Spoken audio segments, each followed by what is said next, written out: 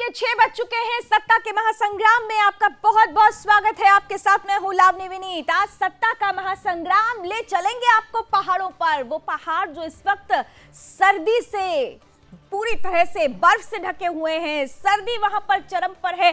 कड़ाके की सर्दी में लोग अलाव का सहारा ले रहे हैं, लेकिन सर्दी के इस मौसम में भी राजनीतिक चहलकदमी की वजह से यहां पर गर्मी का माहौल है। उत्तराखंड चुनावों के मुहाने पर खड़ा हुआ है और इसी उत्तराखंड में इस बार बड़ी तेजी के साथ बीजेपी और कांग्रेस और आम आदमी पार्टी, तीनों ही पार्टियां अपने अपनी जीत का दम भर रही हैं। दम भरते हुए ही आज भारतीय जनता पार्टी की तरफ से 59 चेहरे सामने रख दिए गए। उम्मीदवारों की पहली लिस्ट सामने आई है। 70 विधानसभा सीट है। यहां पर 14 फरवरी को एक चरण में चुनाव होना है और ऐसे में भारतीय जनता पार्टी ने आज उन 59 चेहरों को सामने रख दिया है जो चुनावी मैदान में ताल ठोकेंगे। और खास तौर से पुष्कर सिंह धामी जो वर्तमान में मुख्यमंत्री हैं, वो खटीमा से चुनावी मैदान में ताल ठोकते हुए नजर आएंगे। उधर कांग्रेस और आम आदमी पार्टी इस चुनावी लिस्ट को लेकर अपने अपने दावे कर रही है, कह रही है चाहे किसी भी चेहरे को उतार लिया जाए, इस बार जीत हमारी होनी है। लेकिन जीत और हार का जो रास्ता है वो तो तय आपको करना है, जनता को करना है। जनता जनार्दन इस बार किसको अपना सिरमौर बनाती है? सत्ता के महासंग्राम में आज हम बात करने वाले हैं पहाड़ी राज्य उत्तराखंड की। तो देखिए उत्तराखंड में सर्दी का माहौल है। जरा आज के पोल की तरफ चलते हैं। माहौल सर्दी का, लेकिन सर्दी के माहौल में राजनीतिक गर्मी और ऐसे में देखिए बर्फबारी भी हो रही है। हमने सवाल पूछ लिया कि उत्तराखंड में पार्टी के तौर पर आपकी पहली पसंद कौन है? जनमत आपके सामने है। जनमत पार्टी के तौर पर भारतीय जनता पार्टी को पसंद करता हुआ नजर आता है 56.27% के साथ। कांग्रेस 31.16% के साथ दूसरे नंबर पर है। आम आदमी पार्टी भी चुनावी मैदान में दम भर रही है 11.09% के साथ और अन्य 1.48% के साथ चौथे नंबर पर है। लेकिन इतना जरूर है कि पार्टी के तौर पर अब भी उत्तराखंड में पहली पसंद भारतीय जनता पार्टी ही बनी हुई है। अब भारतीय जनता पार्टी पहली पसंद बनी हुई है तो स्वाभाविक सी बात है मुख्यमंत्री के रूप में जनता किसे देखना चाहती है, इसे लेकर भी हमने आज सवाल आपके बीच रखा। सवाल हमने आपसे पूछा कि उत्तराखंड में सीएम के लिए आपकी पहली पसंद कौन है? तो देखिए चेहरे आपके सामने, जनमत आपके सामने। इस जनमत में देखिए एक तरफ पुष्कर सिंह धामी हैं जो 53.72% के साथ पहले नंबर पर बने हुए हैं। दूसरे नंबर पर ठीक नीचे देखिए हरीश रावत है 29.48% के साथ दूसरे नंबर पर। तीसरे चेहरे अजय कोटियाल की बात की जाए, आम आदमी पार्टी की तरफ से इन्हें चुनावी मैदान में उतारा गया है 10.19% के साथ, ये तीसरी पसंद बने हुए हैं। और अन्य की बात कर ले तो 6.61%। लेकिन इतना जरूर है कंपटीशन पुष्कर सिंह धामी और हरीश रावत के बीच देखने को मिलता है। फासला थोड़ा कम है अपने अपने तरीके से। हरीश रावत की अगर बात की जाए तो उसमें कोई दो राय नहीं है कि 2017 में वो 2 जगहों से चुनावी मैदान में उतरे लेकिन हार का सामना करना पड़ा। फिर भी जो उनकी पैन प्रेजेंटेशन है वो इस पहाड़ी राज्य में इस बार ज्यादा नजर आ रही है। तो क्या पुष्कर सिंह धामी के लिए ये एक चुनौती होगी? ये तमाम बातें समेटते हुए सत्ता के महासंग्राम की चलिए शुरुआत करते हैं, क्योंकि हम ग्राउंड से सर्वे लेकर आते हैं, क्योंकि हम किसी एजेंसी का सहारा नहीं लेते। हम सीधे सीधे जनता की मन की बात, उनके सवाल, उनके जवाब सीधे ग्राउंड से लेकर आते हैं। तो इस बार भी पहाड़ी राज्य में जनता क्या सोचती है, कुछ ही देर में मेरे सहयोगी कृष्णा कुमार जुड़ जाएंगे, ब्यूरो चीफ। चलिए कृष्णा कुमार जुड़ भी चुके हैं, साथ ही साथ जाने माने पॉलिटिकल एक्सपर्ट शैलेंद्र दुबे जी भी हमारे साथ होंगे। लेकिन आइए जरा कृष्णा के पास जल्दी से पहले चलते हैं। कृष्णा को स्क्रीन पर लेकर आए। कृष्णा सुन पा रहे हैं आप मुझे? कृष्णा की आवाज मुझ तक नहीं पहुंच रही है। कृष्णा जी ठीक है। कृष्णा आप, सर्दी है, बहुत ज्यादा सर्दी है, मैं जानती हूँ। पहाड़ों पर इस वक्त ऐसे हालात है कि बर्फबारी भी हो रही है, टेम्परेचर 0 तक भी पहुंच रहा है, माइनस तक भी पहुंचा है कहीं कहीं पर, आपने ये जानकारी दी है। लेकिन इतना जरूर है कि राजनीतिक गर्मी का पारा यहां पर चढ़ा हुआ है। सर्वे ये कहता है कि भारतीय जनता पार्टी और पुष्कर सिंह धामी जी आज भी उत्तराखंड की पहली पसंद बने हुए हैं। आपके पीछे जनता जनार्दन है। ग्राउंड से सीधे सर्वे क्या कहता है? Over to you Krishna. बिल्कुल लावनी, निश्चित तौर पर देखिए उत्तराखंड चुनाव की दहलीज पर खड़ा हुआ, एक तरीके से सर्दी का मौसम चल रहा है तो दूसरी तरफ 14 फरवरी को मतदान होने जा रहे हैं। जनता एक बार फिर जो है सरकार जो है नई चुनेगी। सीधा आप देख सकते होंगे मेरे पीछे कई सारे मतदाता जो हैं वो यहाँ पर खड़े हुए हैं। अब क्या कहता है इनका मन, क्योंकि जिस विधानसभा की अगर हम बात करें कैंट विधानसभा में मैं यहाँ पर मौजूद हूँ। ये सीट जो है हमेशा ही बीजेपी के पाले में रही है। बीजेपी के विधायक हरबंस कपूर यहाँ से विधायक रहे, लेकिन वो अब इस दुनिया में नहीं रहे। उनके सामने आज तक कोई भी दल का नेता टक्कर नहीं दे पाया है। तो जनता भी जो है हमेशा भाजपा के ही पाले में रही है, कांग्रेस की तरफ भले ही नहीं खिसक पाई है। क्योंकि हम बात करें उत्तराखंड में समीकरण का जो माहौल है राजनीति को 5 साल कांग्रेस 5 साल बीजेपी का चला है, लेकिन ये सीट जो है हमेशा बीजेपी के पाले में ही रही है। कुछ महिलाएं वोटर से हम बातचीत करेंगे। मैडम, क्या आपका नाम है और क्या चुनावी माहौल है इस बार आपके क्षेत्र में? मेरा नाम रीना है और हमारे यहाँ पे तो बीजेपी है, बीजेपी ही रहेगी। ऐसा क्यों जरूरी लगती है बीजेपी आपको? बीजेपी ने काम इतने अच्छे किए हैं, कभी कांग्रेस वालों ने कुछ भी नहीं किया। देखो रोड देखो कितनी अच्छी बनी, फ्लाईओवर बन गए, हर चीज में मतलब तरक्की है। युवा मुख्यमंत्री पुष्कर सिंह धामी मुख्यमंत्री बनेंगे, क्या साथ रहेंगे आप उनके इस बार भी? बिल्कुल ठीक है, रहेंगे साथ। आप क्या कहेंगे मैडम, आपका नाम और क्या चुनावी माहौल है आपके क्षेत्र में? हाँ भैया, मेरा नाम मीरा शर्मा है और सब सड़कें वगैरह सब अच्छी बनी है। धामी जी के साथ है सब।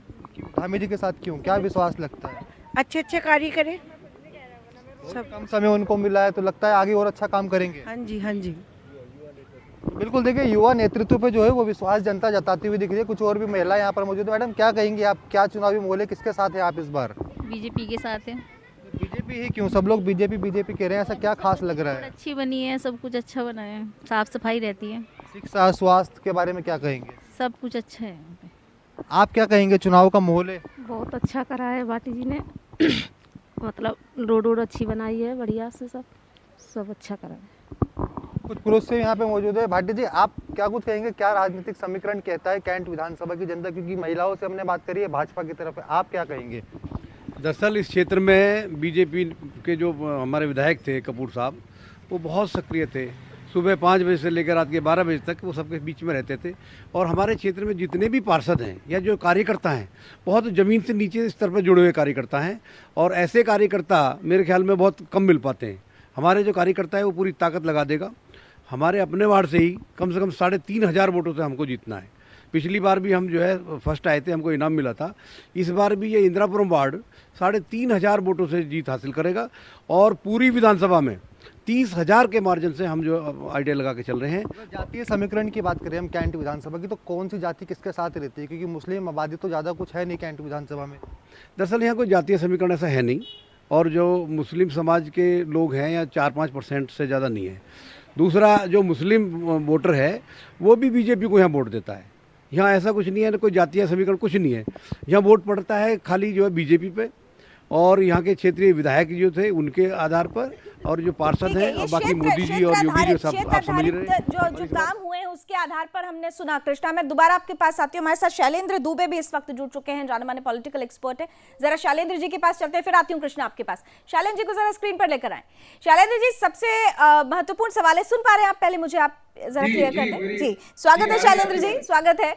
और यूपी पे तो बड़ी बात हुई, लेकिन पहाड़ों की बात करनी भी बहुत जरूरी हो जाती है, क्योंकि प्रधानमंत्री नरेंद्र मोदी ने सबसे पहले जब 2017 में पहाड़ों की जवानी और पानी का जिक्र किया था, उसके बाद ही ये लग रहा था कि उत्तराखंड में इस बार पानी और जवानी भारतीय जनता पार्टी की होली, और हो भी गई। लेकिन 2022 में क्या वही स्थिति है? क्योंकि 5 सालों में यहां पर जनता ने 3 चेहरों को बदलते हुए देखा है। हालांकि अभी पहली पसंद जो सर्वे है वो भारतीय जनता पार्टी को ही बता रहा है, पहली पसंद पुष्कर सिंह धामी भी ही बने हुए हैं, लेकिन आप देखें कि फासला बहुत कम है। जो सर्वे है उसमें सेकंड नंबर पे कांग्रेस है, उसमें फासला बहुत कम है। शैलेंद्र दुबे जी, आपका आकलन क्या कहता है? जी लावनी जी, मैं आपकी बात से आंशिक रूप से सहमत हूं। जो भाजपा ने पुष्कर सिंह धामी का चुनाव किया और उनको लगभग 7 महीने का ही समय मिला है, अगर उनको त्रिवेंद्र सिंह रावत के तुरंत बाद अगर उनका चुनाव होता तो स्थितियां एकदम अलग होती और भाजपा को बहुत ज्यादा एज मिलता दिखाई देता। जो अभी स्थिति आ रही है कांटे के मुकाबले की, तो बीच में जो 6 महीने भाजपा ने अपना समय गंवाया, आपके तीरथ सिंह रावत के नाम पर, वो कहीं न कहीं तैयारी में थोड़ा जो है समय कम मिला है इनको, पुष्कर सिंह धामी जी को। जैसा कि मैंने पहले भी इस बात का उल्लेख किया है कि पुष्कर सिंह धामी संगठन से जुड़े हुए व्यक्ति हैं, युवा हैं, साफ और स्वच्छ छवि रखते हैं, लेकिन उनको 6 से 7 महीने का वक्त मिला है। तो वो पुष्कर सिंह धामी का नेतृत्व और जो भाजपा का एक प्रदेश व्यापी जो एक संगठन है, तो उसको कहीं न कहीं आधार में रखते हुए भाजपा अपर एज में तो है, लेकिन ये नहीं है कि लड़ाई एकदम एक तरफा है, ऐसा नहीं है। हाँ, जब से उत्तराखंड राज्य का निर्माण हुआ है आपके 2002 में, उसके बाद 2007 में चुनाव होता है, 2012 में चुनाव होता है, 2017 में चुनाव होता है, तो पीछे अगर पिछला चुनाव अगर हम छोड़ दें तो बाकी जो जितने भी चुनाव हैं वो सारे कांटे की ही लड़ाई के साथ हुए। मतलब जिन दलों को बहुमत मिलता था तो कभी 36 सीट भाजपा को मिली तो कभी कांग्रेस को मिली। ऐसा नहीं कि जो पहली बार ऐसा हुआ है कि एकदम 2/3 मेजोरिटी का एक बहुत बड़ा मैंडेट मिला बीजेपी को। उसका एक बड़ा कारण ये था कि जिस तरह से 2014 में भाजपा की एक सरकार आती है बहुत ही अच्छे बहुमत के साथ में, जनमत के साथ में, और केंद्र की सरकार के द्वारा जो तमाम अच्छे देशव्यापी काम किए गए थे, साथ में कांग्रेस के जो कई लीडर, जो बड़े बड़े लीडर्स थे, उन्होंने भी स्विच ओवर करके भाजपा को ज्वाइन किया था। तो उसका परिणाम यह हुआ था कि भाजपा को उत्तराखंड में एक तरफा क्लीन स्वीप मिला था, जिससे कि पिछले चुनाव में 57 सीटें आई थी और कांग्रेस 11 सीट पर रह गई।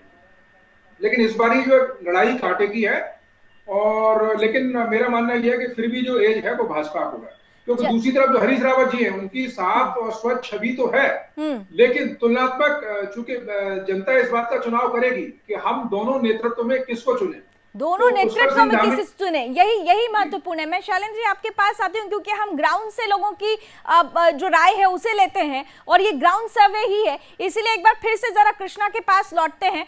कृष्णा, सवाल ये है कि भारतीय जनता पार्टी और पुष्कर सिंह धामी अभी पहली पसंद बने हुए हैं, लेकिन हरीश रावत अब भी अगर देखें तो कांग्रेस की तरफ से एक ऐसा चेहरा है जो पैन प्रेजेंटेशन देते हैं। भले ही 2017 में वो हार गए थे, 2 जगह से चुनाव लड़े, हार गए, लेकिन पहली बार ऐसा हो रहा है कि हरीश रावत ने बीते 1.5 सालों में वहां पर अपनी उपस्थिति दर्ज कराई है। तो क्या इसका कोई इफेक्ट पड़ेगा कांग्रेस पार्टी को लेते हुए? कोई सोच क्या बदलेगी? हरीश रावत का एक एक्सपीरियंस्ड चेहरा है, क्या इसे लेते हुए जनता कुछ सोचती है? हरीश रावत अगर कांग्रेस की तरफ से सामने किए गए हैं, जरा पूछिए वहां की जनता से। बिल्कुल, निश्चित तौर पर सीधा जनता से ही मैं पूछूंगा कुछ सवाल। एक तरफ बीजेपी जो है वो मुख्यमंत्री पुष्कर सिंह धामी के नेतृत्व में चुनाव लड़ रही है, दूसरी तरफ कांग्रेस जो है वो हरीश रावत के नेतृत्व में। तो हरीश रावत को आप किस तरीके से देखते हैं? क्या जनता विश्वास करेगी हरीश रावत पर? हरीश रावत पर बिल्कुल भी नहीं। जनता सिर्फ और सिर्फ धामी जी के साथ है, और इस बार नहीं, हर बार सिर्फ और सिर्फ बीजेपी सरकार। हरीश रावत क्यों नहीं? तमाम लोग तो कह रहे हैं कांग्रेस की सरकार आएगी। जो काम मोदी जी ने किए हैं वो काम अभी तक कांग्रेस की और कोई भी, चाहे वो आम जनता पार्टी हो, कोई भी हो, किसी ने नहीं किए। मोदी जी चाहे वो देश के लिए काम है, चाहे वो एजुकेशन पे काम है, हर तबके में मोदी जी बेस्ट काम करते हैं। और हमारे अगर एरिया में पार्षद जी हैं भाटी जी, वो बेस्ट काम करते हैं, चाहे वो रोड निर्माण का काम हो, सड़क जो लाइट्स हैं उनका काम हो, हर तरह से बेस्ट है। तो हमारी तरफ से सिर्फ और सिर्फ मोदी सरकार। Hip hip. तो बिल्कुल देखिए, मोदी सरकार की जो है यहाँ पे मोदी की वजह से उत्तराखंड में भी एक तरीके से मोदी की लहर देख सकते हैं। उसी वजह से 2017 में जो है बीजेपी ने पूर्ण बहुमत से सरकार बनाई थी। क्या कहेंगे आप? एक तरफ कांग्रेस के हरीश रावत, दूसरी तरफ पुष्कर सिंह धामी, किस पर विश्वास? और आम आदमी पार्टी भी चुनावी मैदान में, जरा ये भी पूछ लीजिएगा, तीनों पार्टियां विश्वास करेंगे क्योंकि आम आदमी पार्टी भी तो मैदान में उतर चुकी होगी। बिजली भी फ्री देंगे, पानी फ्री देंगे, शिक्षा फ्री देंगे, रोजगार भी देंगे। वो सब झूठ है। पहले वादा कर लेते हैं लोग, फिर बाद में निभाते नहीं है। पर हाँ, बीजेपी सरकार ऐसी है जो कि अपना जो वादा करती है उसको निभाती है। आंटी, आप क्या कहेंगे? आम आदमी पार्टी भी इस बार मैदान में है, कांग्रेस भी, बीजेपी भी, किस पर विश्वास जताएंगे आप लोग? बीजेपी पे। क्यों बीजेपी ही क्यों? आपकी उम्र भी काफी हो चुकी है, काफी बार आपने वोट किया होगा। शुरू से बीजेपी को ही देते। बीजेपी में लगता है विश्वास काम किया है बीजेपी ने। हाँ जी, बच्चों को नौकरी वगैरह सब मिल रही है। हाँ जी, हर बार बीजेपी। स्वास्थ्य वगैरह की सुविधाएं आपको सही लगती है राज्य में? हम तो हॉस्पिटल में ही हैं। एक पलायन का भी एक मुद्दा जो है काफी ज्यादा रहता है, तो पलायन के बारे में आप क्या कहेंगे? युवाओं को रोजगार मिल रहा है यहाँ पे या पलायन करने को मजबूर है? नहीं, युवाओं को रोजगार मिल रहा है और बीजेपी जो गवर्नमेंट है वो स्वरोजगार के भी अवसर प्रदान कर रही है। तो पहाड़ से अब पलायन काफ़ी हद तक रुक चुका है। तो जहाँ तक मैं देख रहा हूँ कि बीजेपी प्रोवाइड करा रही है बेस्ट सब कुछ जो है, और स्वरोजगार जो है that is most important thing in the present era, क्योंकि जो गवर्नमेंट नौकरियां इतनी। इसकी अगर हम बात करें कांग्रेस की, तो कांग्रेस को किस तरीके से देखते हैं? मैदान में वो आना चाहती है, इस बीच आम आदमी पार्टी भी अपना खाता खोलने आ रही है। आम आदमी पार्टी केवल घोषणाएं करती है और हम नहीं समझते कि वो अपने वादों को पूरा कर पा रही है, तो खाली घोषणाओं से कुछ नहीं होता। अंकल क्या कहता है चुनावी माहौल, क्या कहेंगे आप? भाजपा के पक्ष में है सब कम। भाजपा के पक्ष में क्यों? महिलाएं तो सभी भाजपा के पक्ष में, आप पुरुष भी है, क्या वजह है खास भाजपा के पक्ष में रहने की? वो भाजपा विकास की राजनीति करती है, सबको साथ लेके चलती है। अभी भी भाजपा के साथ है आप लोग? बिल्कुल, युवा प्रदेश, युवा नेतृत्व हम सब उन्हीं के साथ है, क्योंकि भाजपा जो है पुष्कर सिंह धामी जी के नेतृत्व में बहुत अच्छा काम कर रही है। निरंतर नित्य नए विकास के कार्य हो रहे हैं। जबकि अगर कांग्रेस की बात करें तो कांग्रेस का मतलब है भ्रष्टाचार, भ्रष्टाचार का घर, सब कुछ लुट जाए। आम आदमी पार्टी भी तो है, उसकी तरफ से कर्नल अजय कोटियाल जो है वो मुख्यमंत्री के उम्मीदवार है, क्या खरी उतर पाएगी? कोरी घोषणाओं के सिवा कुछ भी नहीं, चलिए, सिर्फ पूरी घोषणाएं हो रही घोषणाएं है। आम आदमी फ्री पार्टी फ्री की फ्री तरफ का से क्या और मतलब? हम और भ्रष्टाचार आपको की बात लूटना है क्या कांग्रेस की फ्री तरफ में? से कर दी गई। कृष्णा आती हूं मैं आपके पास, जरा शैलेंद्र दुबे जी के पास चलना चाहते हैं। शैलेंद्र जी देखिए, एक चीज जो इस पूरे चुनावी माहौल में देखी जाती है कि जब कभी भी भारतीय जनता पार्टी की बात आती है या भारतीय जनता पार्टी के चेहरों की बात आती है, तो सबसे पहले प्रधानमंत्री नरेंद्र मोदी का चेहरा सामने आता है। अभी भी आपने देखा कि जनता क्या कह रही थी, मोदी जी ने काम किया है। तो क्या मोदी जी का चेहरा ही भारतीय जनता पार्टी के लिए मास्टर स्ट्रोक हो जाता है, और दूसरी जो उत्तराखंड में कांग्रेस, जैसे हरीश रावत जी हो गए या कर्नल अजय कोटियाल आम आदमी पार्टी के हो गए, ये वहां पर मात खा जाते हैं प्रधानमंत्री का चेहरा सामने आते ही? होता ही है। बीजेपी के जितने भी सीएम कैंडिडेट्स हैं, किसी भी प्रदेश की बात करें, और उत्तराखंड का चूंकि विषय है, तो जो प्राइम मिनिस्टर नरेंद्र मोदी की जो छवि है अपने आप में, वो एक बहुत बड़ी जमा पूंजी है भाजपा के लिए। एक बहुत बड़ा निष्पक्ष और एक डेवलपमेंट ओरिएंटेड व्यक्ति के रूप में जो उनकी छवि है, जो कि चाहे किसी भी तरह से आप देख लीजिए, समसामयिक मुद्दों को टैकल करने वाली बात हो, विदेश नीति की बात हो, राष्ट्रीय सुरक्षा के मुद्दे हों, या फिर तमाम वो योजनाएं हों जो अंत्योदय के सिद्धांत को कहीं ना कहीं अपनाने का प्रयास कर रही हैं।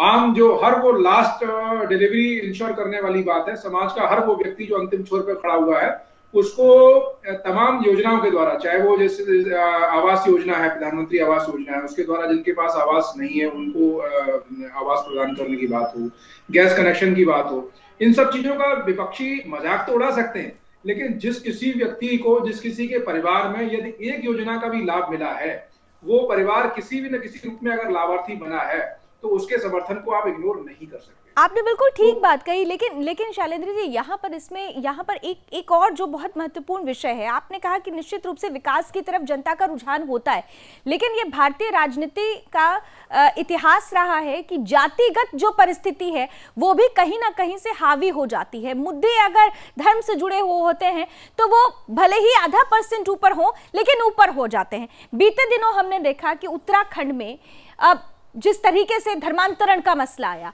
जिस तरीके से हमने देखा कि लैंड जिहाद का मसला आया, मुसलमान आबादी बढ़ती चली जा रही है, ये परिस्थिति पैदा हुई, हिंदुओं को परेशानी की परिस्थिति पैदा हुई, तो ऐसे में क्या आपको लगता है कि वोटों का ध्रुवीकरण होगा इन मुद्दों को देखते हुए भी? क्या ये मुद्दे रहेंगे इस बार चुनावी मैदान में? देखिए, इस बात को इनकार नहीं किया जा सकता, लेकिन क्या है कि उत्तराखंड के अंदर जो तमाम अल्पसंख्यक, खासकर जो मुसलमानों की आबादी है, वो अभी भी काफी कम है, उतना बड़ी संख्या में नहीं है कि जो वो किसी भी सीट को जो है प्रभावित कर सके, या एक या दो विधानसभा सीट की अगर मैं बात छोड़ दूं तो। और अभी जिस तरह से 59 सीट्स का डिक्लेरेशन हुआ है, तो जो आपने कास्ट फैक्टर की बात की थी, वो भी अपने आप में एक मुद्दा है, उसको भी आप इग्नोर नहीं कर सकते। जिस तरह की सामाजिक परिस्थितियां, सामाजिक ताना बाना है, उसमें उस बात को भी आप इग्नोर नहीं कर सकते।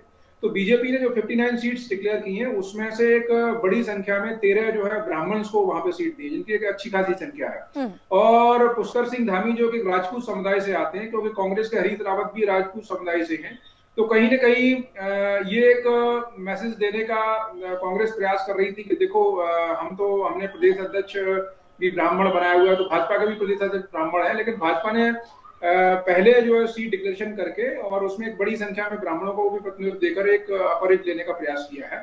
और जितनी भी जो सीट्स हैं, इवन इस बारी जो कांग्रेस की तरफ जो 2-3 लोग गए भी हैं, चाहे यशपाल आर्या हो या उनके बेटे संजीव आर्या हो, तो उनके जाने से हुआ क्या है कि अभी कांग्रेस की जो भूतपूर्व महिला प्रदेश अध्यक्ष थी सरिता आर्या, उन्होंने स्विच ओवर करके बीजेपी ज्वाइन किया। बीजेपी ने उनको वहां कैंडिडेट बनाया नैनीताल सुरक्षित सीट की अगर मैं बात करूं तो प्रभाव थोड़ा बहुत तो पड़ेगा, लेकिन इतना नहीं पड़ेगा कि भाजपा को सत्ता से बाहर कर पाए। ठीक है, चलिए जनता से भी जरा पूछ लेते हैं कि अगर कृष्णा आपके पास आ रही हूं मैं, वहां पर जो लोग हैं, खास तौर से अगर मुस्लिम वोट बैंक की बात की जाए, ये कहा जा रहा है मुस्लिम वोट बैंक का ध्रुवीकरण करने की कोशिश कांग्रेस पार्टी की तरफ से हो रही है, क्या कोई इंपैक्ट पड़ेगा? जरा देख लेते हैं जनता का क्या रुझान है।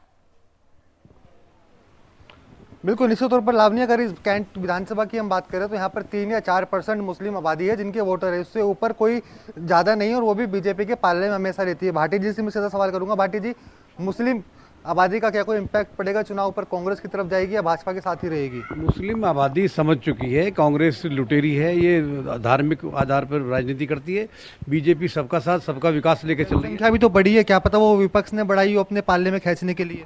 नहीं, यहाँ मुस्लिम मतदाता जो है बीजेपी की बात करें पूरे राज्य में तो हो सकता है कि मुस्लिम मतदाता कुछ परसेंटेज में कांग्रेस के साथ जाए, लेकिन बीजेपी के साथ भी बहुत सारे लोग हैं। दूसरा क्या है कि जो हमारी धामी सरकार है, युवा सरकार है, सरकार ने 500 फैसले लिए हैं बहुत कम समय में। और सबसे बड़ी बात क्या होगी, जो हरीश सिंह रावत बार बार ब्लैकमेल कर रहे थे सरकार को। मुस्लिम आबादी रहेगी, भाजपा के साथ ही रहेगी उत्तराखंड में? रहेगी, उत्तराखंड में हर हाल में रहेगी। अगर ये हो सकता है कि थोड़ी उसी परसेंटेज कम ज़्यादा हो। महिलाएं जो मुस्लिम वोटर है, क्या भाजपा के साथ रहेगी? आपको लगता है ऐसा? क्या कुछ खास असर नहीं पड़ेगा उससे? नहीं, इसका बिल्कुल भी असर नहीं पड़ेगा, क्योंकि जो यहाँ पे जातीय विभाजन बिल्कुल भी नहीं है, चाहे वो मुस्लिम हो या कोई भी हो, यहाँ पे सब एक हैं और सब देश का विकास चाहते हैं। इसीलिए सारी जनता सिर्फ और सिर्फ बीजेपी के साथ है और हमेशा से रहेगी।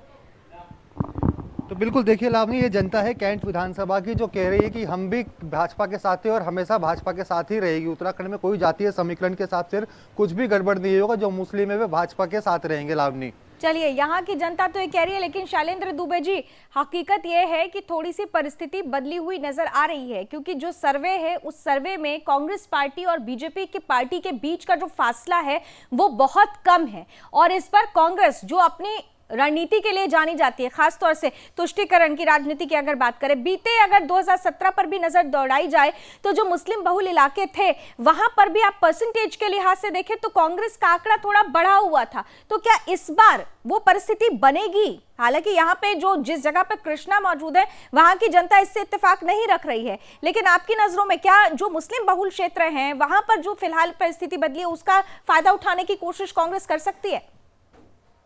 जी बिल्कुल, कांग्रेस प्रयास तो करेगी, लेकिन उसमें कहां तक सफल होती है ये देखने वाली बात है। जैसा कि मैंने कहा, ऐसी कोई भी सीट नहीं है जो मुस्लिम मतदाता निर्णायक की स्थिति में हो। अगर मैं प्लेन भाग की बात करूं, जो समतल एरिया है जिसमें हरिद्वार लोकसभा सीट आती है, तो उसमें 1-2 विधानसभा है जिसमें मुस्लिम ठीक ठाक संख्या में है, लेकिन वो इतनी बड़ी संख्या में नहीं है कि वो चुनाव के परिणाम को प्रभावित कर। यानी all in all Bharatiya Janata party he master stroke पर नजर आती है और वो ही जीत दर्ज कराती हुई फिलहाल नजर आ रही है। Thank you so much Shailendra ji, thank you so much Krishna हमारे साथ जुड़ने के लिए। और क्योंकि कार्यक्रम के अंत में हम पोल देखते हैं, ऑनलाइन सर्वे पोल जारी रहता है, क्या आंकड़े कांटा हिला है या वहीं पर स्थिर है, तो जल्दी से जरा देख लेते हैं कार्यक्रम के समापन पर क्या कह रहा है जनमत। उत्तराखंड में पार्टी के तौर पर आपकी पहली पसंद अब भी भारतीय जनता पार्टी 56.27% के साथ पहले नंबर पर बनी हुई है। कांग्रेस 31.16% के साथ दूसरे नंबर पर, आम आदमी पार्टी 11.9% के साथ तीसरे नंबर पर, और अदर के खाते में, अन्य के खाते में 1.48% जाता है। लेकिन भारतीय जनता पार्टी अब भी पहले नंबर पर पसंदीदा पार्टी बनी हुई है। वहीं दूसरा सवाल ये था कि उत्तराखंड में सीएम के तौर पर पहली पसंद जनता की कौन है, तो 53.72% के साथ पुष्कर सिंह धामी जनता की पहली पसंद है बतौर मुख्यमंत्री। दूसरे नंबर पर कंपटीशन में हरीश रावत है कांग्रेस की तरफ से 29.48% के साथ। आम आदमी पार्टी भी चुनावी मैदान में है, अजय कोटियाल है 10.19% के साथ, और अन्य के खाते में 6.61%। लेकिन इतना जरूर है कि जिस तरह से भारतीय जनता पार्टी पुष्कर सिंह धामी अभी 53% के साथ, लगभग 54% के साथ आगे बढ़े हुए हैं, ये बढ़त भारतीय जनता पार्टी के लिए आने वाले समय में एक बड़ी जीत दिखाती है। लेकिन क्या कांग्रेस जो फासला है, जो कम फासला है, उसे पूरा कर लेगी। समय कम है, चुनौती ज्यादा है। जनता जनार्दन भी तैयार है, हम भी तैयार हैं आपकी मन की बात को लेकर हर रोज आपके बीच रहेंगे। सत्ता के महासंग्राम को आज यहीं खत्म करते हैं। कल 6 बजे फिर मिलेंगे सत्ता के महासंग्राम में, महासमर में। कौन होगा चुनावी सिरमौर का सरताज? 5 राज्यों में बड़े चुनाव, 5 राज्यों में हमारी नजर भी बनी रहेगी। इसलिए शाम 6 बजे सत्ता के महासंग्राम में जुड़िएगा जरूर। अभी बस इतना ही। जय हिंद।